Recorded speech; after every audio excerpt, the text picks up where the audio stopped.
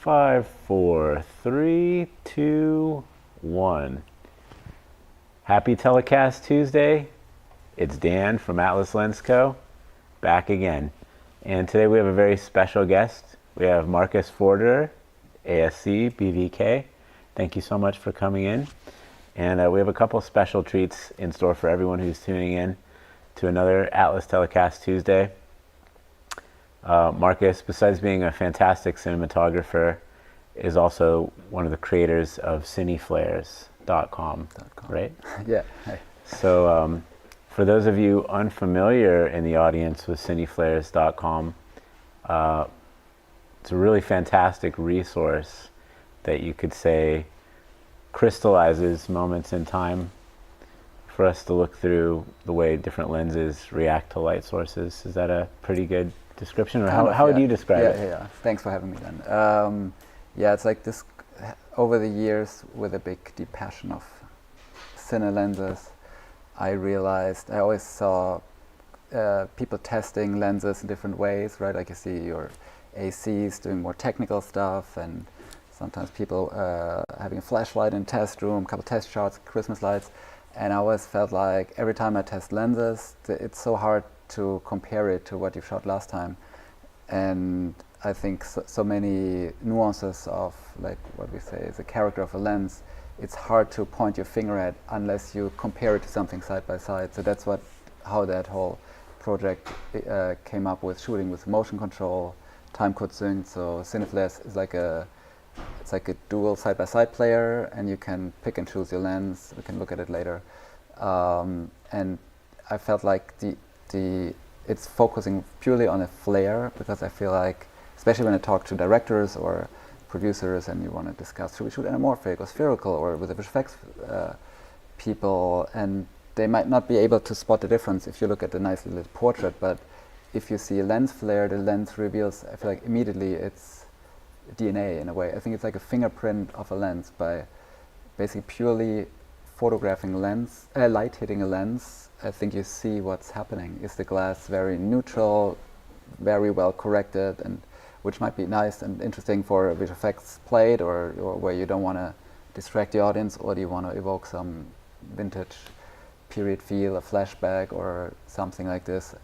And so over the years this grew to like a big library, and every time I used it for my personal prep. Every time I show it to somebody, they like some friends at the ASC or so, they like, do you have to publish this somehow? And so thanks to like the strike last year and some time, I think during COVID, we put a team together and made it work like online, so you can stream it in real time.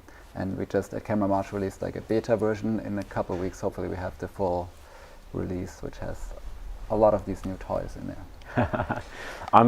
I'm really a huge fan of what you've done with it, because it's such a challenge actually to put together what I would consider a reference grade resource, where you don't have things biasing a lens one way or the other. As you said, the subject matter can often very much influence the way that we perceive a lens, and in this case the elements of the lens in a way are the subject matter, so it's almost a portrait of a lens. It is. Internally, right? I feel like, don't want to get too philosophical, I feel like it's the purest form of photography. There's no subject, you're photographing purely light hitting the lens, and how does the lens react to the light, and that's what you're capturing.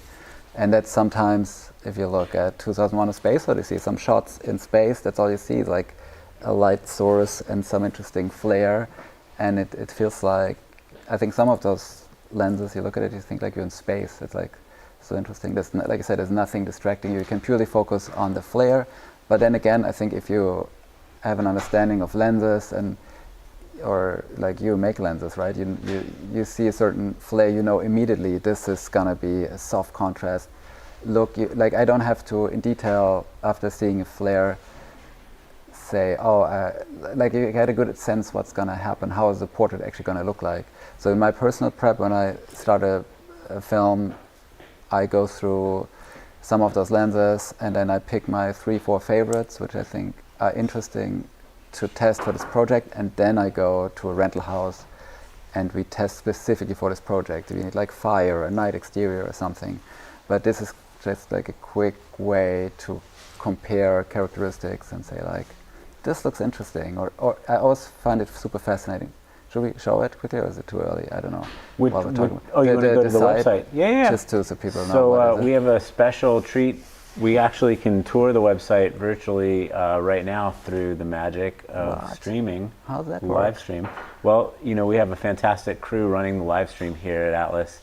We have technical production from B.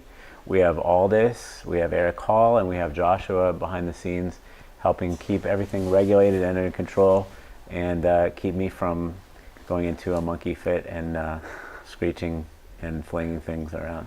So the shots worked. I haven't gone monkey style today yet. But yeah, let's see. Here we are, and we're going picture in picture thanks to the fantastic B. Yeah, so this is still a beta library. Not all the lenses are on there. We're adding more and more, but there's different categories: anamorphic large format, spherical, whatnot.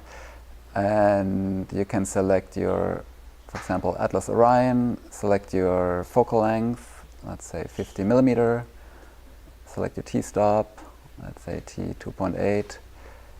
And we just over the weekend shot those guys. I woke up and saw this announcement that we're going to talk about Mercury. So dang, I have to add those quickly. So I managed. There's just one lens on now. It takes some time to do the whole set. 54 millimeter T2.8. So we can select those, and then if you hit play, it's all shot with motion control. So the light moves from left to right in the exact same pacing. You can like pause with your arrow keys on the keyboard. You can go back and forward.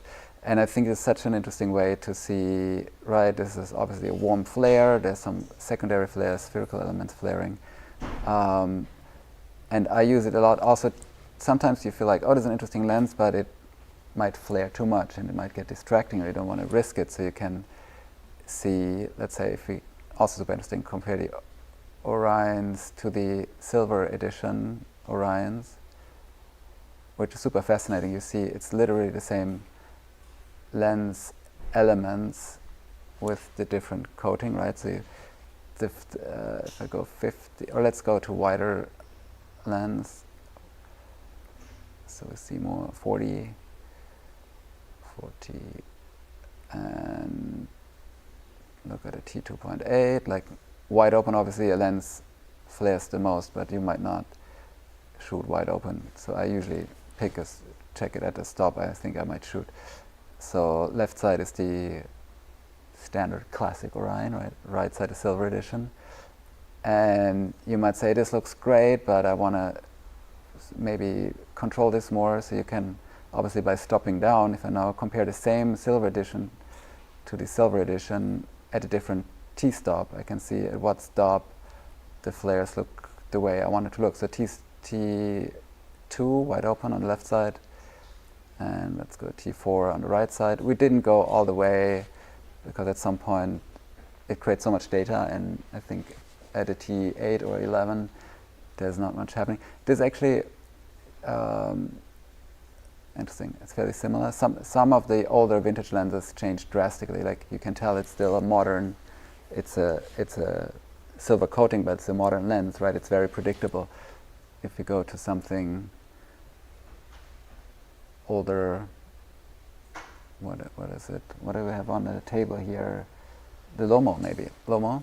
Yeah, we have round front. Today we have quite a special selection of 50 millimeter lenses, and then we have one oddball. So today we're showing a Lomo round front 50, a Isco Cine Anamorphic 50, a 54 millimeter Mercury series, and a 50 millimeter standard edition, which is on the camera now, and then a 50 millimeter silver. And then we have a special surprise mystery lens, which is a JDC Crystal Express 24 millimeter 1.4 anamorphic. So big shout out to Joe Dunton and Lester Dunton. Really excited to have this as part of the Cine Lens Museum here, the Anamorphic History Museum here in Glendale, California at Atlas headquarters. And really a fantastic, interesting, unique reference grade anamorphic lens. There's not many lenses like this in the world. It's such a rare lens, right?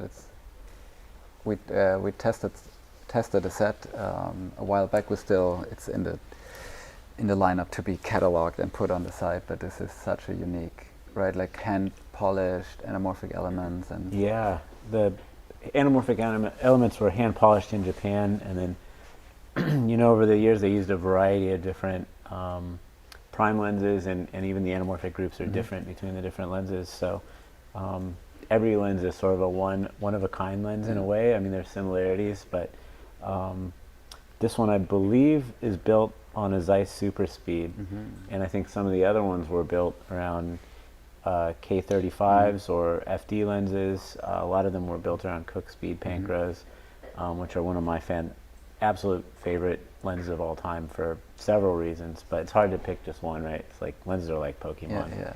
You really want to catch them all, I think we get to have a little taste of them even if we can't use them through CINEFLARES. So. And mix them up, right? That's what I think is so interesting. I feel like a lot of filmmakers get like overwhelmed by the variety of lenses that are available these days, right? And every other week a new lens pops up, or a rehoused version, or some lens comes. Somebody discovered some lens that was in a vault somewhere, but I feel like it's such an interesting tool to like maybe differentiate scenes, or like we have a flashback somewhere, or different characters have their own unique lenses. So now, right, we don't have the film stocks, but you can mix lenses within the same project. That's also what I find fascinating in CINEFLARES. You can really see which lenses match, like maybe you want to find a zoom that's matching your vintage primes, or which contrast each other in a nice way. Like there's some interesting amber flare, and then you want to counter it with some cooler flares.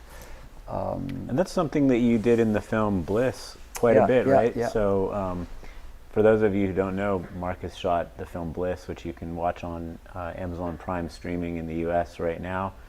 Really enjoyed that film. It was really fun. And then it was one of the first films, I think, to be shot on the Orions, no? Yes, one of the first feature films done with Orions. Yeah. So thank you for using them. And then you also use several other different lenses, right? Yeah. And the way that you use the lenses to tell different elements of the story is one of the most enjoyable parts of the film for me. The characters are fantastic. Yeah.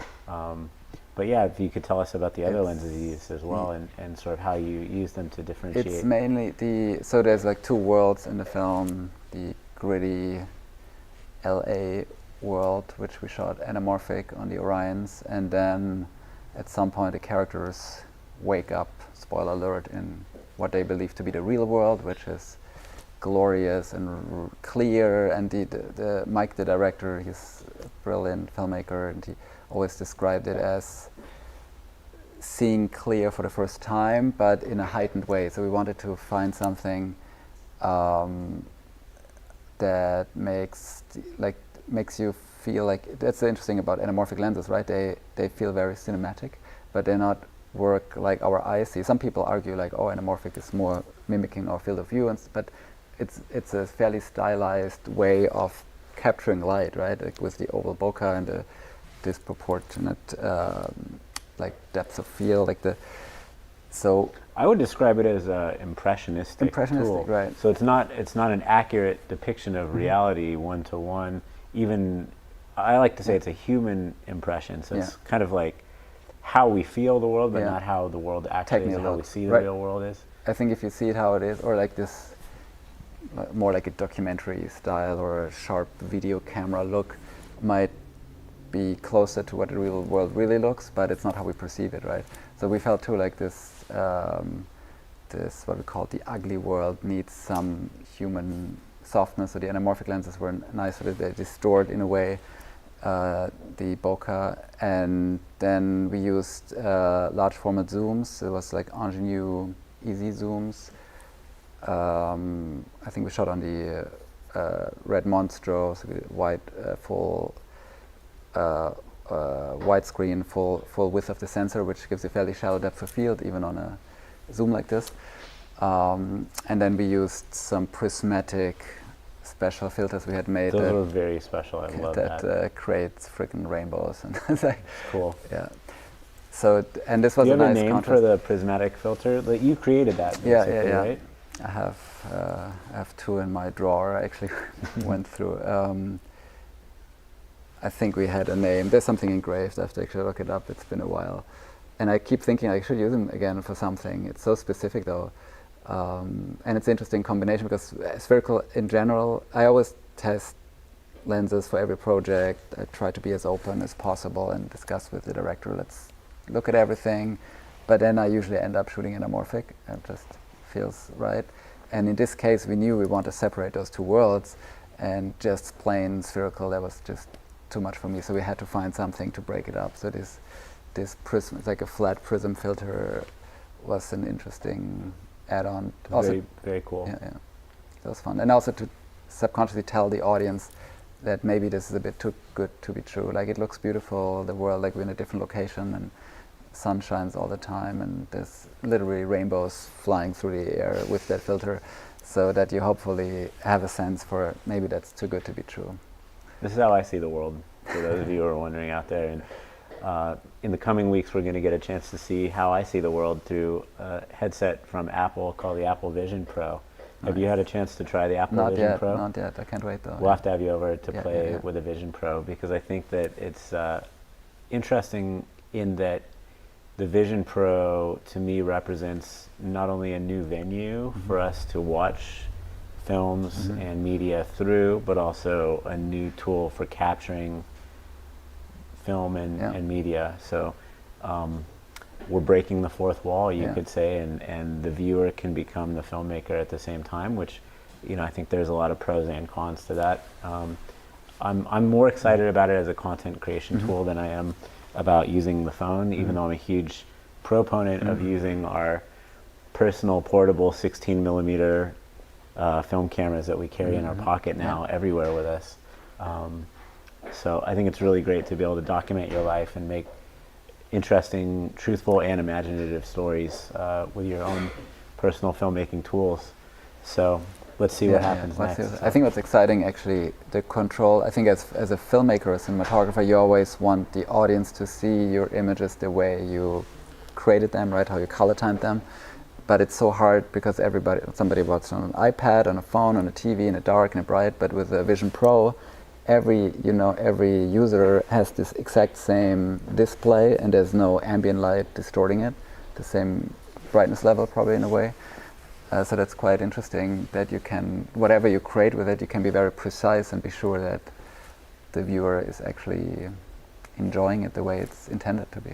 I personally would pay a subscription for CINEFLARES Vision Pro edition, where you can live inside the flare for a time. And I love what you said about 2001: A Space Odyssey, because obviously they weren't flying into space to film that movie, and yet when we watch it, it really evokes that feeling of being in space and kind of traveling outside of our world. So it's a very special, otherworldly film, when you say, and my gosh, what a magical piece of filmmaking. Amazing, yeah. And it holds up today, right? The miniatures and the highest quality photography. It's like a timeless movie. Like so many films these days, even with cutting edge visual effects, like a week after they're out, they feel already.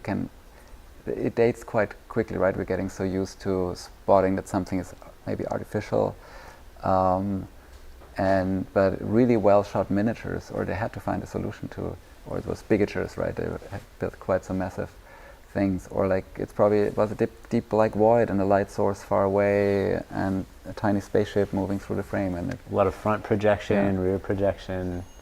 I love the combination of visual effects techniques and practical effects. I mean, I think that's really special and near and dear to my heart. So if you haven't seen 2001: A Space Odyssey, weekend viewing recommendation. Yes.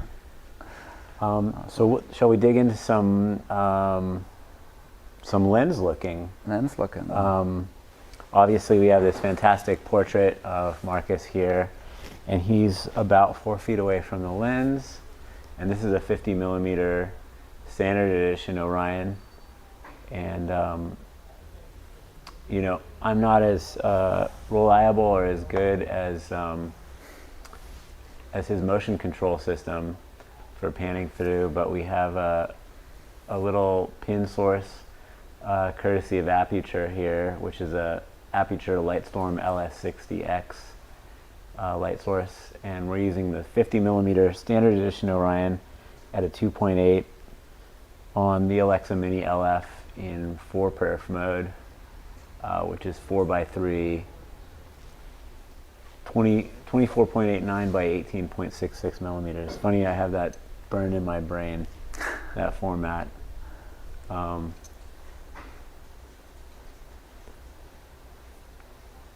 yeah. You bring the human touch in emotion, that's important. Yeah, I love it's that. It's not emotion control, that's good. And look at these beauties. Nice, this bling you get. Which one? This one. Nice, yes. Subtle heliation, right? It's so I could walk through the lenses. This is the 24mm JDC Crystal Express that we're going to look at. This is a reference grade Lomo round front 50mm anamorphic, which I procured through the help of Ilya Volkov, who formerly lived in Moscow and then moved to Kazakhstan.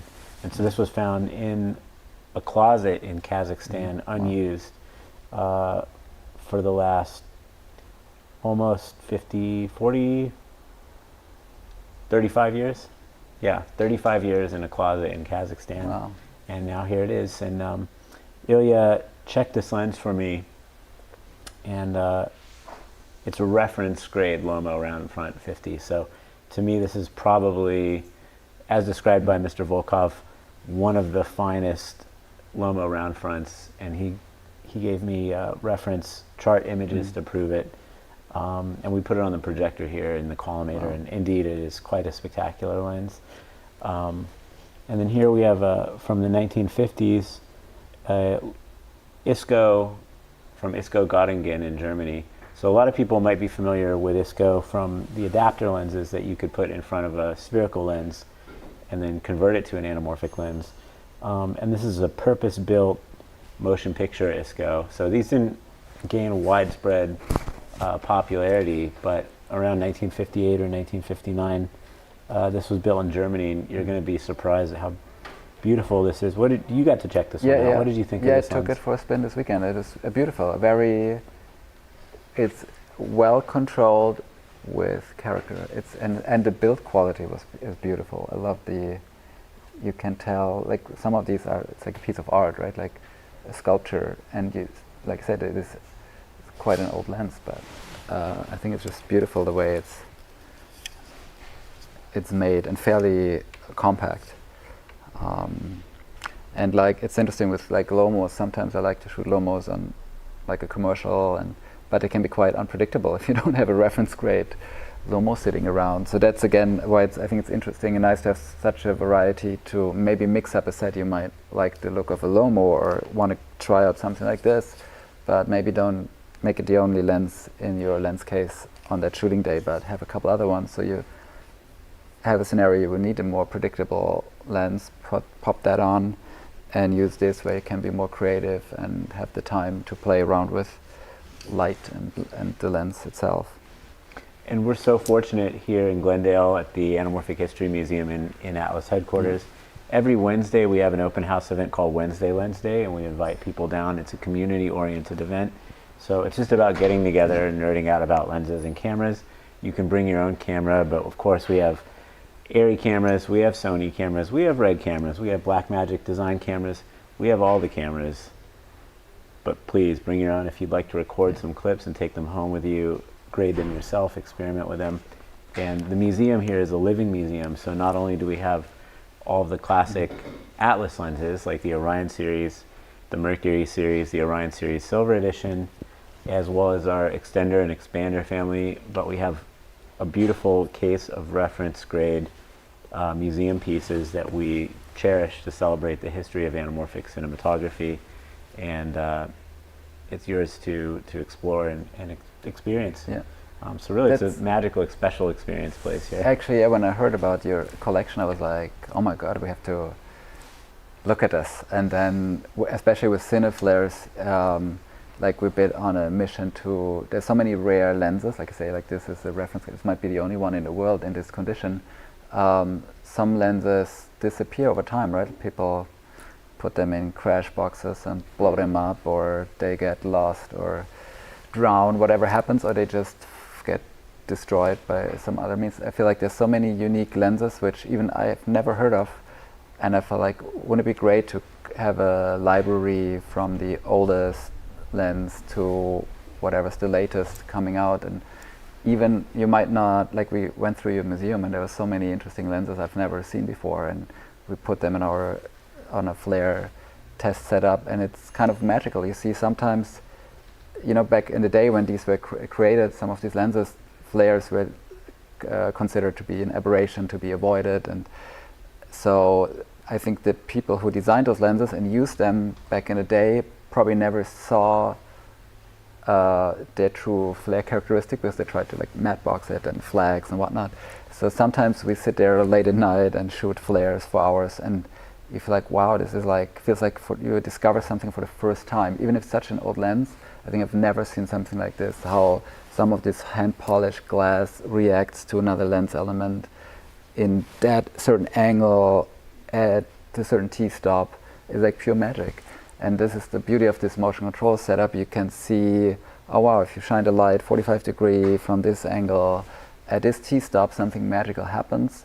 So next time I try to keep this in mind, next time I shoot something like, would it be a car commercial or something, the car headlights, I put in a certain part of the frame, use that stop, that lens, and you can create these kind of happy accidents because you kind of know when they occur.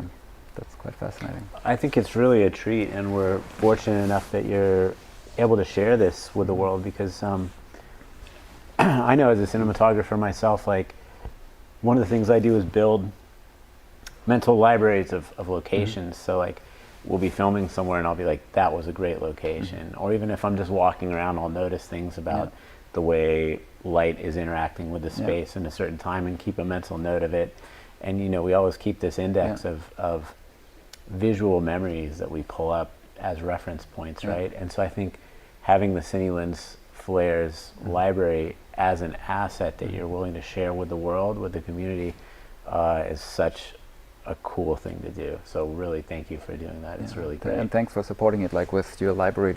I'm super excited that we have captured it.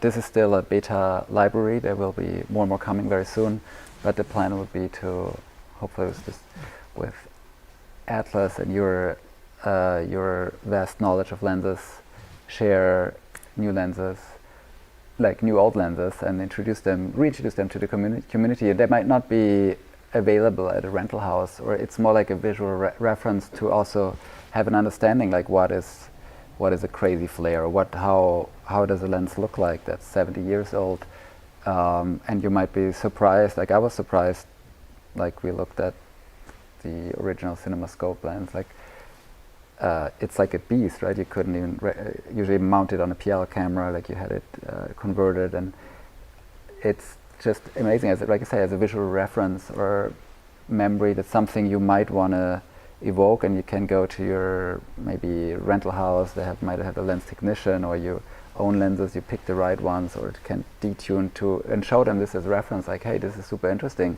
Can we do something like this, but in a form factor that doesn't break your back, or like that's more and faster and more reliable?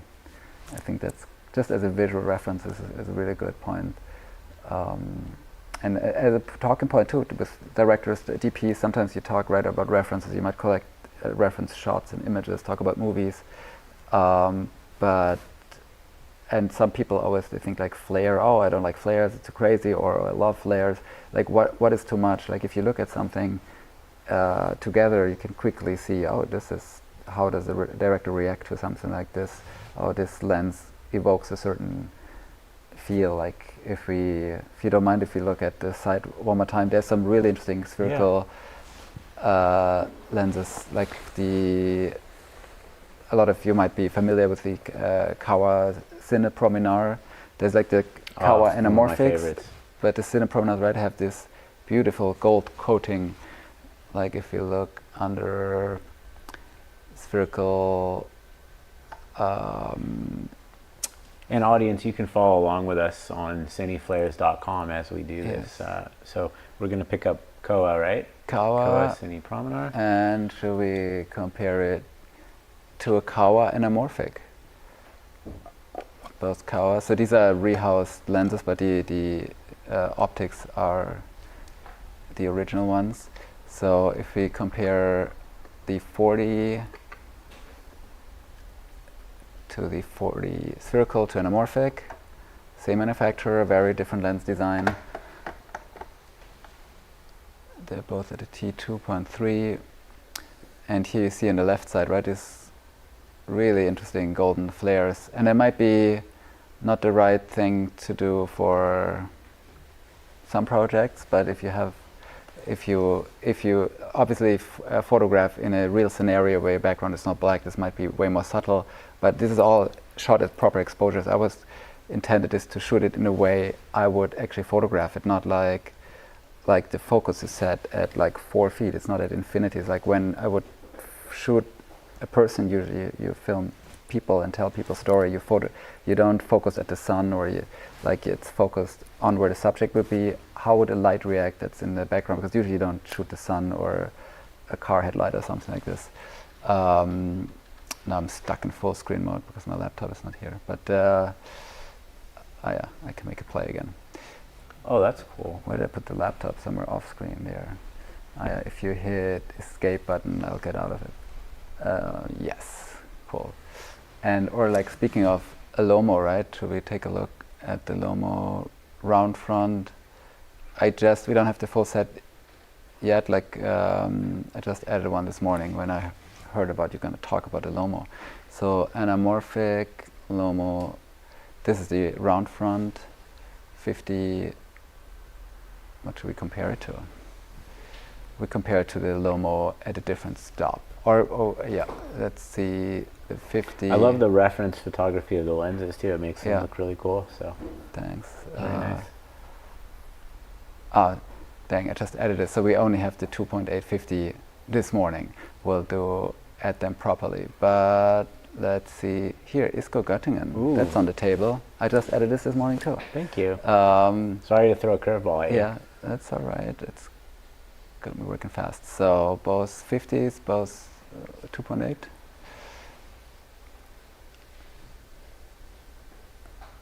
Wow. So quite cold flares, right? But interesting. All this. It's a different beast, right? How you get way like the softer roll off in the highlights. This bloomy. I call that the Columbia Pictures effect. Oh, nice. It's like the opening titles on any Columbia Pictures movie. Absolutely. And then here, right, you even like if you're a lens designer, you see like this is, usually this comes from spherical lenses, but I think the Lomo didn't have spherical lenses, lens elements. Like this is like a caustic flare, like and this shape, now it looks like a diamond, right? As the light source moves, it completely transforms and disappears. Yeah. That's really cool to see. For those who want to dig into lens nerding a little bit, one of the factors that affects bokeh and even a flare like that is what you call point spread function. So if you have a perfect point source of light, like a star at an infinite distance away, the way that the lens disperses that light from that point is called the point spread function. Sometimes we call it the footprint diagram. And so I would say that what we're seeing in that case is the way that the lens is handling like a point spread function from the light source. And so it's trying to, basically match the vertical and the horizontal rays. And so you get that, in the anamorphic, you're getting that semi-aspheric looking flare. That'd be my best theory as to why it has the caustic, like you're talking about. Really cool. Really cool, yeah. There's so many different, and we're working on a feature that you can search. You can search for different types of flares, like caustic flare, rainbow flare, revealing glare, and it will show you lenses that have this character. So you can look for warm amber flares, and it shows you which lenses. That's coming very soon. I love how we all kind of have our own esoteric name for different types of flare. Like I like to call it a a God's eye flare or like an yeah. eyelash flare, Yeah. because sometimes we'll see these in our own vision, like after you come out of the pool and you're looking up at the sun and the water droplets are dripping and you get like these eyelashes, right? Yeah. So it's so interesting. I thought so too, how do we label this? But I usually use rainbow flare because they tend to be, it's like this fine rainbow usually, but there's a few rare exemptions where it's more white or neutral and it looks like eyelashes. it's very difficult to sort of track how a lens rehousing, you know, to bring up a sort of a topical point, lens rehousing will in some ways affect the flare of a lens, depending on how the mechanics are integrated with the optics, because oftentimes many of the flares that we notice, off-axis flare aberration, other sort of narcissistic reflections of the lens come from the mechanical components, so different unpolished components or edge blacking on the elements.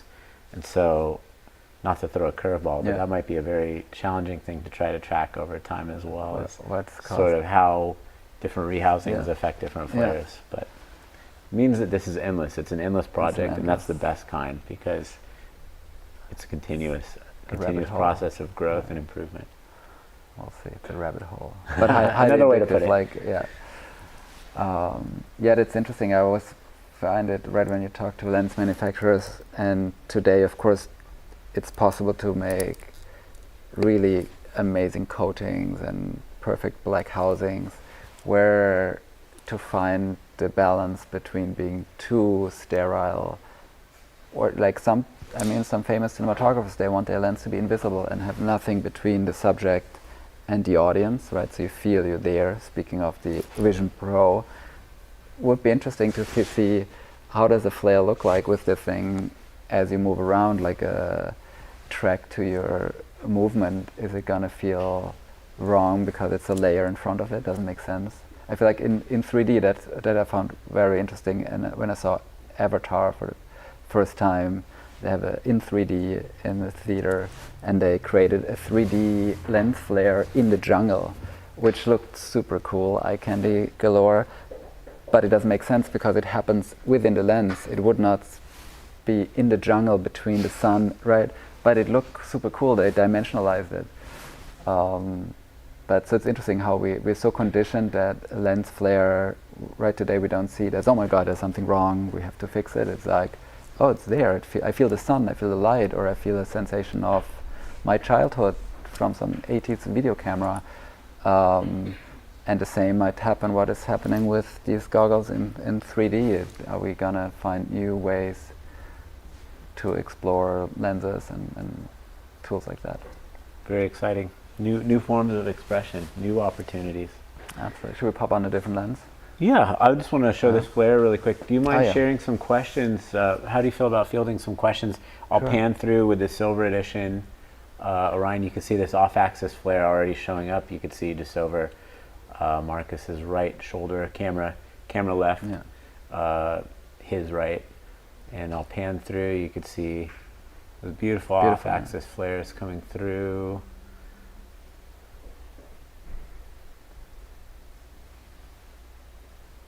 And you see how the lens really takes the flare takes the color of the light, right? This is the silver, right? Correct, yeah. This is the 50mm silver edition Orion. I think this off-axis flare, this is some of the most beautiful, if you play with it, right? I mean, sometimes you have the grip department on a big set immediately boxing you in with flags and to prevent light hitting the lens. And like when I work with a new crew, sometimes we have to have a conversation at the beginning. Like I usually tend to embrace that and no matte boxes. And like if you do your testing and you know your lenses in and out and you know how to react in a certain situation, I usually pick the lens and then don't use a matte box, so you can breathe, so to say. Like you really see the lens or the image interact with its environment, right? Like you feel before the light comes in the shot, you feel its presence, which I think versus a matte box and like maybe a hard mask might mask that out, and you give the audience just this glimpse in the world. And I think the beauty of lenses, and maybe that's why it's such a fascinating topic for so many of us. The lens, like, and the flare, getting philosophical again. If you think about what is a flare is a reflection, right? And reflection of, you can say, a bright light source, but the bright light, if you look at a lens flare in a dark room, you become aware of the reflection because that's the only thing you see, but everything reflects in the lens. The brightest hotspot is the most noticeable, but my face is reflecting, my eyelashes are reflecting in a way, subtler way. So if you pick a lens that has a very modern coating that deletes all these reflections, you can say, oh, I captured the pure essence of what's in front of me, but also to me it feels like soulless because I don't feel the presence of that person I'm photographing. I think you want this multi-layer, out-of-focus, subtle ghost image. And if you shine a bright light in a lens, everybody can see, oh yeah, there's something happening, but this happens on every layer until you hit black, right? Almost imperceptibly on the first glance, right? But it does, right? People might say, oh, this is just maybe viewing glare or the blacks are lifted, but you see a certain ghost image. And that's what's sometimes lacking when you look at computer-generated images, where a lot of talented artists emulate it very well, but if it's missing, if the lens, it's not enough to add distortion, to add a flare, if these internal reflections are missing, like a ghost image of the image itself in a different blurred radius, it feels just sterile and like a computer game. So that's why I think that's also the magic for people talking about AI and generated images and videos, like to capture something with a lens that has a history or that's built in a way on the foundation of historic image characteristics is such a unique thing. And you saw it right with this off-axis flare, how unpredictable or how organic it the lens adds something to the image. Long monologue. Love it. Yeah. So if anybody has any questions, feel free to ask, and I'm going to swap from the Atlas Orion Silver Edition. We're going to throw up a Mercury, and then we'll look at some of the historical lenses. So please feel free to share your questions in the comments below. And thank you if you're just joining us. We're here with Markus Forderer, ASC BVK, creator of CINEFLARES or CineLensFlares.com, right? And just fire away with some questions for us. Don't mind me while I do a lens swap. Yeah. I have a question, like how when you came up with that warm coating or warm flares, you call it amber, right? Or how? Yeah, we like to call it straw. Straw. I mean, I grew up with a lot of gels. Yeah. We would use straw often if we didn't want to go with CTO. Yeah. It's just a little bit yellow, warm gold. But yeah, you were asking about the flare color on the Mercury series. Because ahead. right, like there's so, especially like we test so many lenses, and a lot of anamorphics tend to look very similar. You have the traditional blue flare, different distortion, maybe different focusing mechanisms, but at first glance, they might look very similar. So it's quite an interesting way to use a warm flare, which I know there's some anamorphics that have a warmer flare, but very few, and I'm more familiar with it from spherical elements. But here I found it really interesting that the anamorphic element brings in that warmth, and the spherical not so much, right? Is it different coatings for the anamorphic group? So in the anamorphic group, we went with, it's a multi-layer coating, but the multi-coating in the spherical group is meant to, the primary purpose of a coating, for those who don't know, is not to create flares, but to rather allow more light transmission. So you can have a lens design that's an f1.4 lens designed in the 1920s that theoretically should transmit light at a value of f1.4. But if you measure the t-stop, it might be as slow as t2.4, t2.5 by the time the lens transmits all the light through. So a lot of the light is actually wasted bouncing back from different surfaces. You might have something like 7, 8, 9 surfaces or more that the light is going through, and if all of those surfaces are uncoated, each surface rejects some of the light. So even with a perfectly polished lens, some of the light rays are naturally rejected back out through the lens, and that rejected light doesn't make it to the image plane, so it doesn't go to the sensor or to the film stock, and so you might have a transmission value of 2.4 or 2.5, even though the theoretical aperture value of the lens is 1.4. So coatings were designed to actually allow more light to enter through the glass and pass all the way through without being reflected. So that's why they call them anti-reflective coatings. But of course, nothing in this world is perfect. And so even the best anti-reflective coating still might reject, 1% of the light or more, depending on the coating design. In the first coatings that were made were typically magnesium fluoride, which was vacuum deposited, so they would create like a plasma of magnesium fluoride solution, and it would be vacuum deposited in a chamber onto the glass surface. So it would be evaporated. That's why they call it an evaporative coating. It would evaporate inside of the vacuum chamber and be deposited on the surface of the glass and basically absorbed into the glass. And that would create a more perfect surface that the light would then transpose through. And so typically the magnesium fluoride would have either like a light magenta or a slightly bluish color in a single layer. And so a lot of those early anamorphic lenses that were coated, not all the surfaces were coated, but those ones that were, would have that magnesium fluoride, which would have either like a light magenta or light blue color. And that's what we see often in one of my absolute all-time favorite groups of anamorphic lenses, Panavision Auto Panatars, B series and C series. And so that's why you see a lot of blue flares from those lenses, which is one of the things that immediately becomes burned in our minds as viewers. And so that's what we sought to emulate with the Orion series, is those early Panavision style magnesium fluoride single layer coatings. With the Mercury series, we were trying to evolve what an anamorphic lens could be. So we wanted to pay homage to vintage anamorphic lenses, but also showcase some of the possibilities of what hadn't yet been done. And so we wanted to go in a different direction with the coating color for the cylinders, and that's why we have the straw colored coating, which gives you that straw amber flare color. There's a little bit of magenta in there too, as a homage to that magnesium fluoride magenta color. And part of this was to sort of respond to people that said, oh, I hate blue flares, I hate the tradition. So for all those non-traditionalists out there, you just get a different flavor of tradition, because there are historical cases of anamorphic lenses that have an amber flare like this. For example, one of my absolute all-time favorites and one of the most esoteric anamorphic lenses of all time, the Brevet Suprematic Anamorphic Zoom, which is built on an ingenue zoom.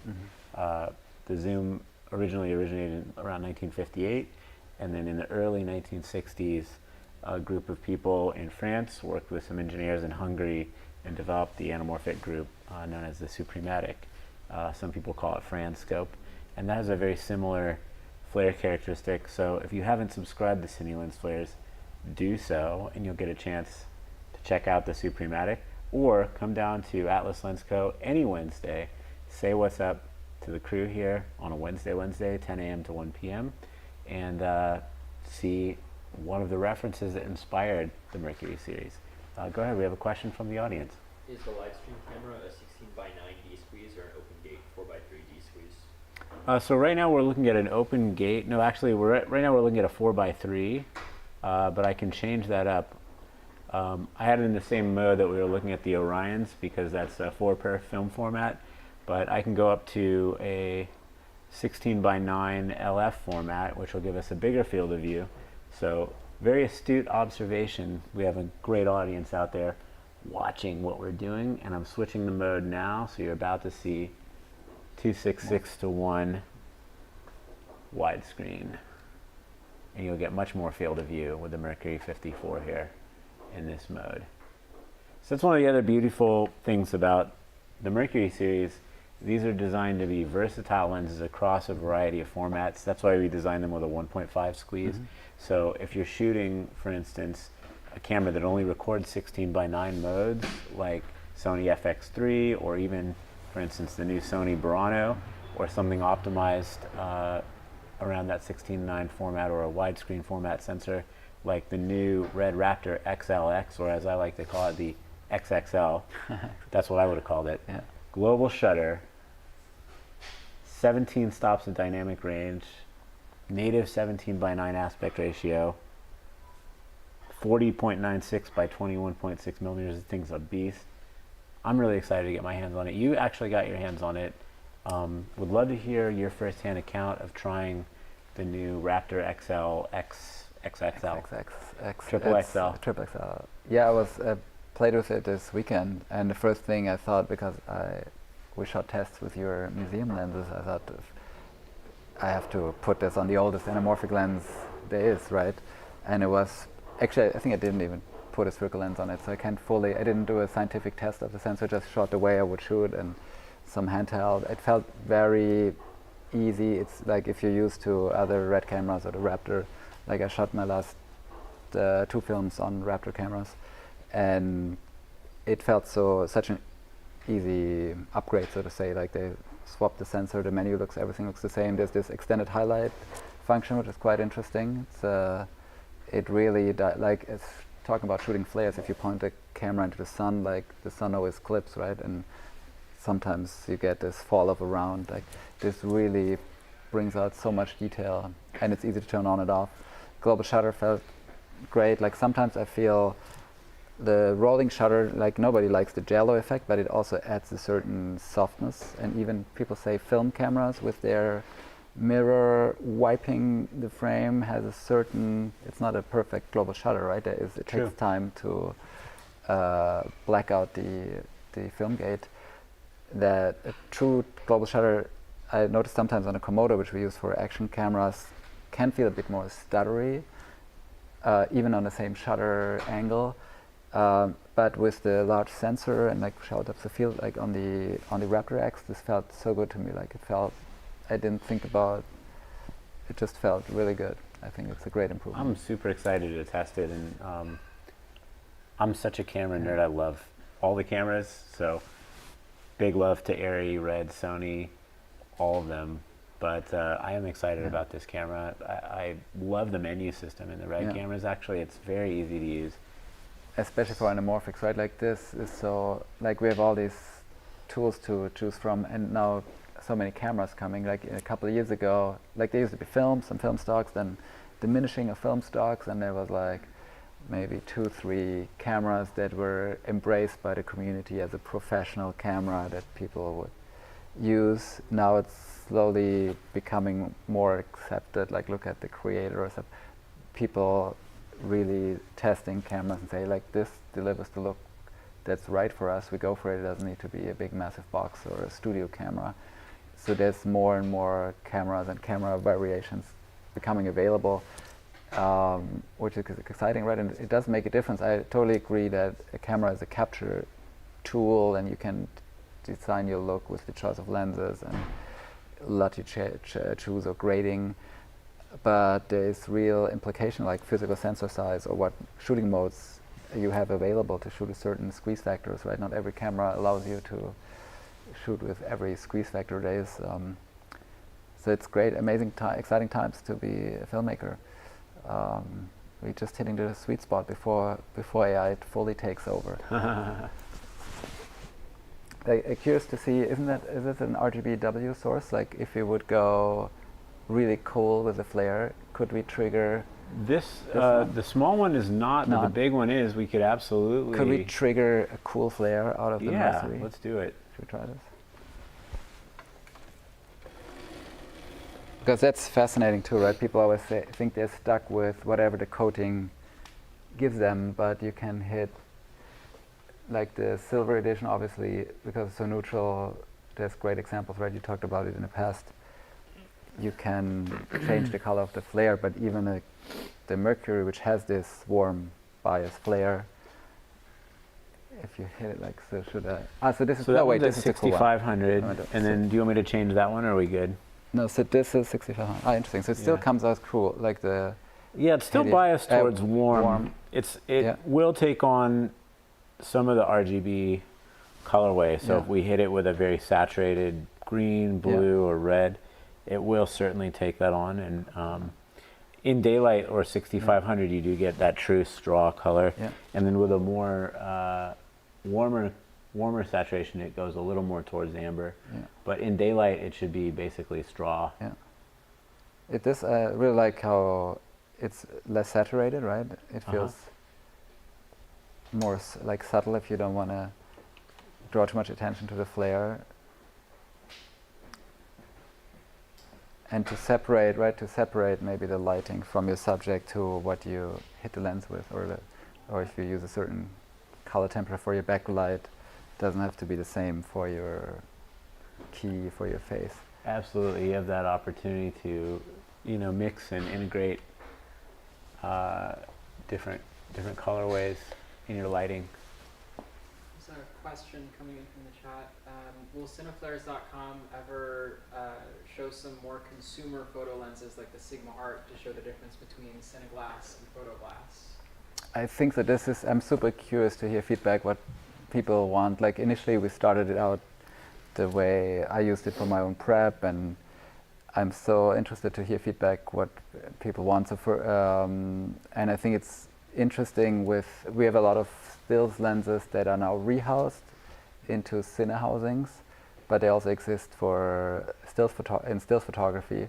But we don't currently have the newer stills lenses, but it's something maybe to consider and to add. But interestingly, like in the cinema world, right, like what you're doing with the Mercuries or other companies, lens manufacturers are looking back into and are inspired by the history of cinema glass. I feel like with photography, like glass made for stills photography, all the new lenses I'm aware of, at least the big manufacturers, they go for performance and neutral coatings, preventing flares. I don't know. Do you, Dan? Are you a big still photographer? I love stills photography cameras and lenses, and I have to agree with you that oftentimes online debates between photographers are about which lens is the sharpest or which lens has the flattest field. And then there are an esoteric group of people who prefer lenses with more character, which is sort of how I believe more cinematographers think, is that we're looking for ways to differentiate our work as artists and bring the story, not only the story, but our vision to the screen, so to kind of create a signature look. And I think photographers want that too, but their mindset seems slightly different. Which is interesting, right? There's so many more photographers out there, I would think, than cinematographers. Yeah. So I think the group must be more diverse in their approach or techniques. It's very interesting. I'd love to, we could do a deep dive on the psychology of, not only the psychology of imaging, but the psychology of imagers, right? As I like to think of it. So the way that the people are creating the images and the way that they envision themselves and the way that they envision their work, I think that there's definitely a huge discussion to be had around that, and then how the tools relate to that as well. It's interesting because photography, they went through the transition to digital first, right? Before there was DSLR, digital stills cameras, before there were digital cinema cameras. And I felt like remember in the early days of digital cinema cameras, like whatever, Viper and like 2/3 inch sensors, the lens manufacturer would create very high performing sharp lenses. Oh, absolutely. To fill that small sensor. And I think it took some time for the industry to realize, oh, maybe we're losing something, and then slowly introducing softer glass, more character in glass. But in stills, they're ahead of the cinematography world technically, right? You would think. But then again, the cinema sensors also way surpassing dynamic range, right? Any a high-end, talking about any no stills camera can capture dynamic range like this. One of my theories about that would be that with stills, because you're forced to look at the same still for an extended period of time, people are more ingrained in that one photo. And so if you have more minute detail, there might be a preference for acutance or high sharpness, where there's micro details that you have to pick out in the frame. So as you're looking over the frame and scanning it, you're forced to come to terms with what that image is presenting on a singular basis. But we have the luxury of 24 or more photos per second, so to speak, with which we're telling the story. So the chronological resolution, the temporal resolution, as you might say, is higher in motion picture. And the individual resolution might not necessarily be required in order to tell the story. And so I think this would be my best working theory. I would also argue, though, you can get lost in let's say, a painting, an abstract painting, or even photography. Like, my wife is a good example. She does like medium format photography, very abstract, soft, funky lenses, and I think you can get lost into looking like, or large format, medium format photography with a not so sharp lens. You can get sucked into it, right? I love that. But interesting. Yeah, we'll definitely add some when we're done with most cinema lenses. We'll add stills lenses. And by the time, probably those going to get rehoused anyways to cine lenses. So it's I was going to say, we see that confluence of excitement for even lenses that I have known and loved for years from the stills world. The Mamiya C-Core lenses are, to me, some of the world's best stills lenses. Minolta is something I grew up shooting stills with. Olympus, there's so many interesting, and now it's beautiful to see them becoming available for filmmakers, right? All these rehousing companies like Zero Optic and TLS making lenses available that a lot of filmmakers wouldn't have considered because they're so they wouldn't literally fit on your camera, right? How would you use them? And now people discover them trying out on a music video or a commercial, and I'm sure people are going to shoot features on them. And a big shout out to the people in Ukraine building the iron glass lenses out of the Helios 58 millimeter. That's a really great photo lens that was like considered garbage. And then, you know, partly through like indie budget filmmakers who are using DSLRs to shoot video, which is part of my background, going from being a lighting technician into actually having the opportunity to shoot more content as a camera person. DSLRs played a huge part of that, and then budget lenses became a huge part of that. And so, you know, there's a whole generation of people whose story in motion picture transitions from stills camera that can shoot motion. So I think that's a really fascinating topic we'll have to dig into in the future.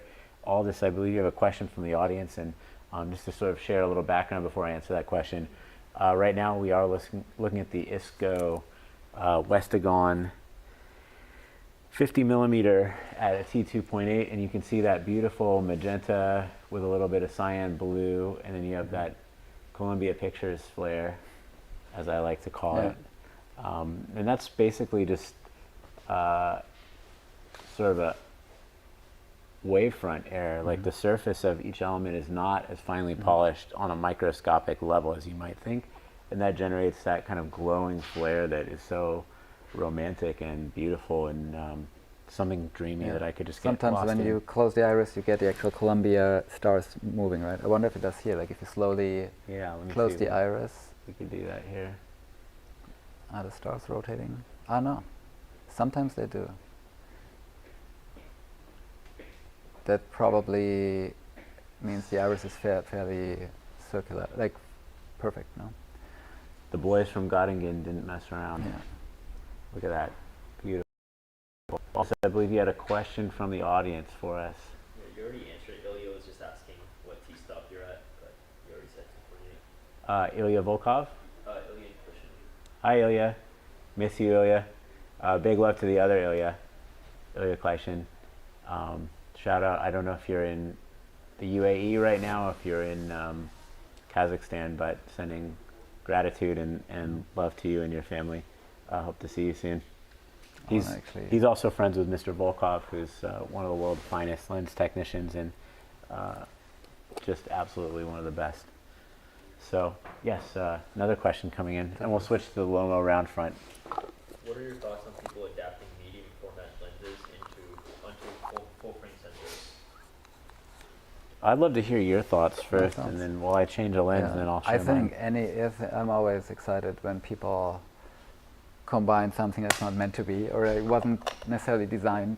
I think that's how you expand artistic tools, and that's also my instinct usually, like to go against the obvious, like, oh, why would you use a medium format camera on a full frame, or why not use it on a 60mm camera? Like, I'm sure there's some interesting lens characteristics that only certain medium format photographers are aware of.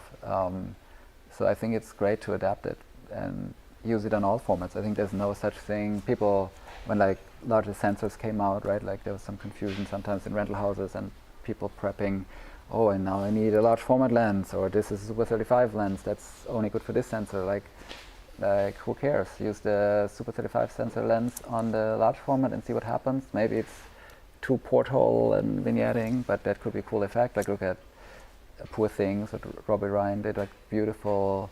I think they use 60mm lenses for certain stylistic shots on film, so you get this nice porthole effect. Very. I'm really excited to see that. I haven't seen Yeah. it yet, but to your point about the 16mm lenses on 35mm cameras, I'm a huge fan of the Cooke Kinetol series, which are sort of like a underappreciated, underrecognized Pancro variant that was made for 16mm, but the 37mm, 37.5mm, 50mm, 75mm, and 100mm Kinetol all cover 35mm formats, and the 50 and above pretty much cover 36 by 24 full frame with a little bit of corner darkening. So under-recognized gems, those Kinetols. And I think it's always exciting to discover, right? They were not designed for that. They illuminate the circle, but they were not designed for it. So nobody probably actually looked at them like this. And I think it's interesting to play with this now that this larger sensor exists. Like, I know some years ago, discussions with some lens manufacturers when we discovered, oh yeah, your lens is actually covered, and like, oh, but don't use it. That it would never. We haven't looked at it ourselves. We don't sure if we want people to see those aberrations. Like, but it's up to, I think, the filmmaker to see, oh, maybe this kind of edge distortion or fall off vignette. Like everybody adds vignettes in DI, I feel like, and why not embrace it and use already a lens that has a fall off, or that's not meant to be shot at this image circle. Unless maybe you have a lot of visual effects to deal with, then that's something to consider. But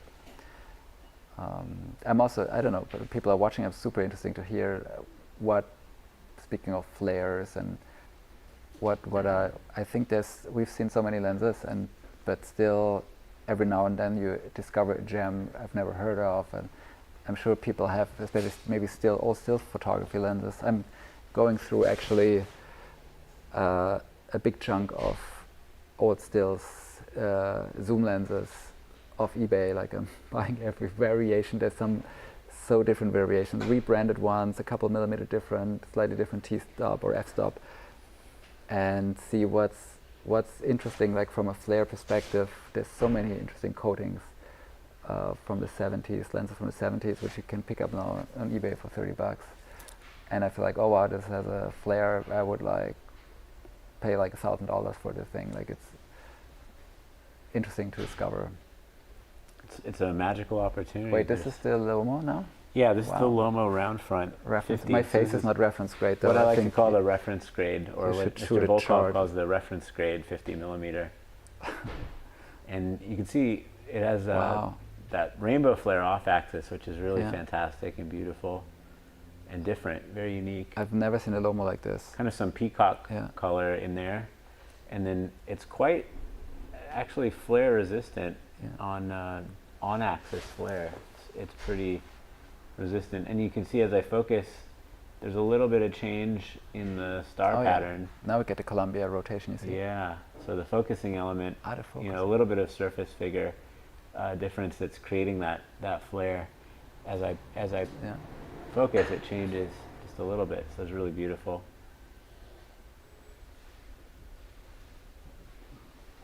Interesting. Yes, sometimes I use them in on commercials, like in Asia. Sometimes it's hard to find interesting anamorphics in certain parts of the world. They either have the latest, greatest, modern, clean lenses.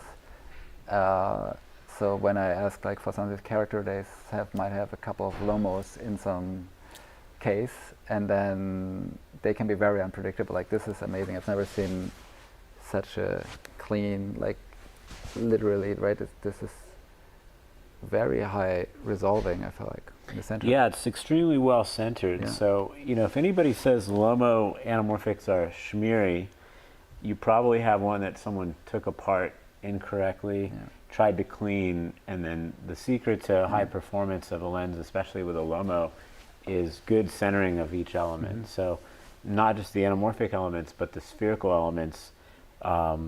The optical center of curvature is not always in the same exact place, and so you have micro adjustment ability either by spinning the lens or slightly decentering it to get the optical centration the best. And you can do that with a star target and looking at the airy disc pattern of the lens, just centering that element until it's absolutely perfectly centered.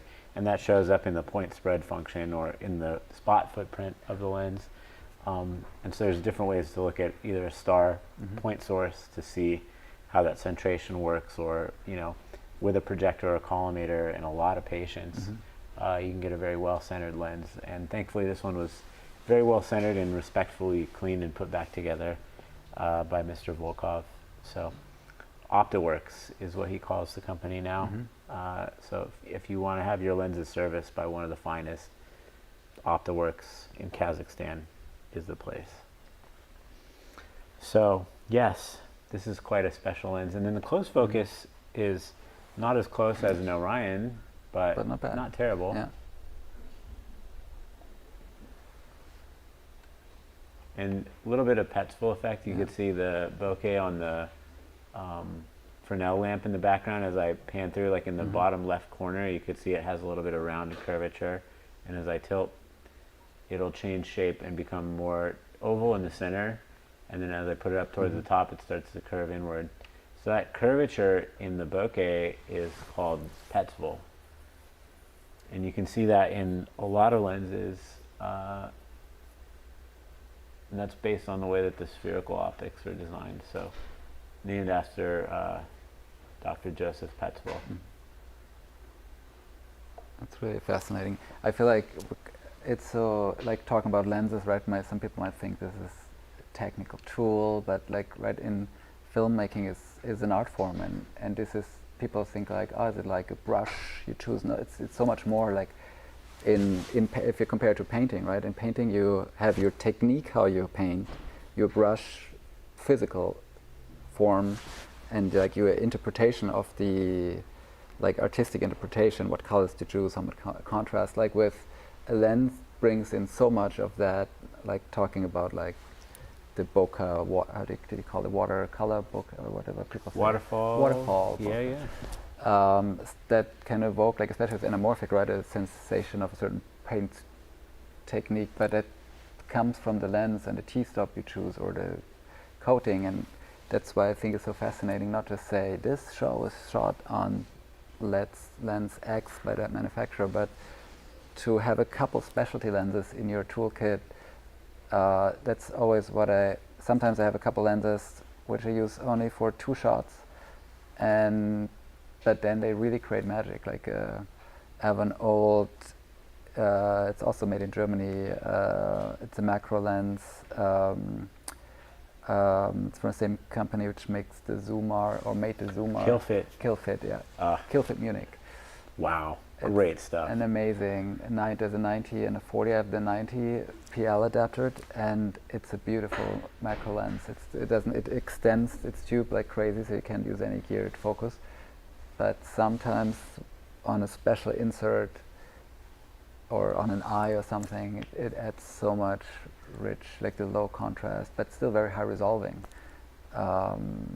Speaking of under-recognized gems, that's one of those for sure. And then I don't know if you've had a chance to test the Astro Berlin Pantac Rs. I haven't. That's a great group of very old spherical lenses that are absolutely worth looking at. And then another somewhat unrecognized, but absolutely probably one of the best prime lens ever made, Kinoptic apochromat lenses. Have you tried the Kinoptics? Yeah. There's so many Kinoptics, they're famous for the Tegea, ultra wide angle, like the 9.8 and then the 5.7.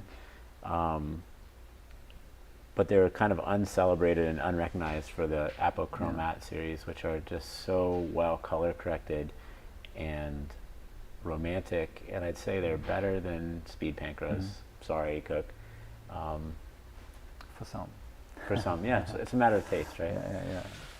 Well, But the French, I they mean, made in Paris, so I mean, what can you say? I could say oui, oui. Oui.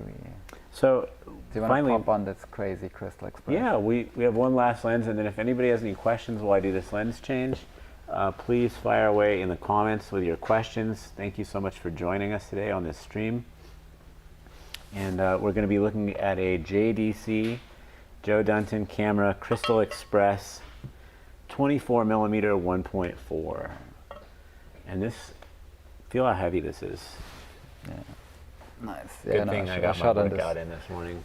It's Absolutely a tank. that's fascinating, right? You can how different lens designs influence how big, heavy a lens can be, like, and where to find the sweet spot. It's interesting. You can see already, even by looking straight into the lens, you can get a sense for the distortion. It must be epic. This is in extremely good condition. And big shout out to Lester Dunton and Joe Dunton for giving us access to this lens today. So you can see, you know, we're in 4x 4x3 mode, and if you're delivering a 239, 240, or 235 aspect ratio, that vignetting that's out in the corners won't show up in your delivery, but it does show up in the negative, in the camera negative. Yeah. And then typically your sound stripe on projection would obviate that and prevent you from seeing that vignetting. But you can see this, the shape of the spot on the off-axis area, or the footprint, as we like to say, is pretty wild and wacky in the off-axis area. So you can see the way that Fresnel is bending and distorting as I pan. And we can see B's desk and the... It's amazing coma. how those hotspots really come to life, right? They are, Yeah. in real life, there's a sharp line by eye, but the lens brings in an interpretation of this. And I'm sure if on a lock-off shot, like if you pan and tilt, right, the distortion is quite obvious, but I'm sure on a wide lock-off shot, this could be really nice. This is the one they'd use for the establishing shot, probably, maybe for Yeah. like, I don't know, what are we shooting? Halloween? If we're shooting Halloween and it's outside the house at night and we need to get to speed, Yeah. because we don't have enough generators to light up the whole street as to the T-stop we want. So now if you want to see something go absolutely crazy, first we'll just pan over and show the flare, which, look at that amazing flare. Wow. We don't need a confetti filter when we have this lens. Going absolutely crazy in all the right ways. Is this, I was wondering, these little sparkles, is this dust particles or unevenness on a polished surface? What do you think? Yeah, I would say it's a combination of surface figure, which is like the imperfections, micro imperfections on the surface of the elements. Probably a little bit of dust and cleaning residue. But gosh, I also love it. Yeah. And wild, isn't it? Wow. Yeah. And then I can just put the ND on and open up to a 1.4 so you could see. What stop was this? This was at a 2.8. So we're going to open up. And you can see that That's amazing. the point spread function Wow. really, the coma is really wild in the out of my- focus area. Like you mentioned earlier, the reflection between I the can- elements and I sort of the ghost eat image. the Atlas sign. Oh no. It falls in my mouth. It's amazing, stunning. Right, if you when you cut back to the wide shot, suddenly it just really felt like watching a film versus the behind the scenes. If you cut like this both are, there's a large format sensor and a deeper stop probably, right? This is wide open. Yeah, this is wide open. How creamy, and it's interesting, right? You might even not want to have a lens like this for your entire film, but maybe with filtration or being inspired by a look like this, and then treat your lenses, which are anamorphic, and play with either filtration or add some magic to the front element. Like, it doesn't have to be permanently recoated or polished, right? Like, some Yeah. people experiment with all kinds of stuff in front of the lens, like or behind the lens. I mean, this feels like it has a built-in 4x5 filter. The front element is right around exactly 4x5.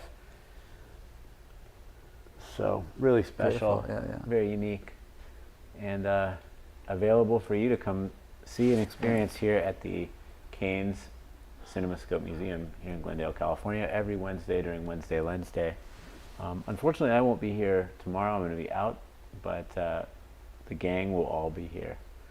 So thank you so much for coming in today, Markus. It was a pleasure having you. Thanks, Dan. Does anyone else have any questions on the stream? And a huge thanks to B, Aldous, Josh, and Eric for producing today's live stream.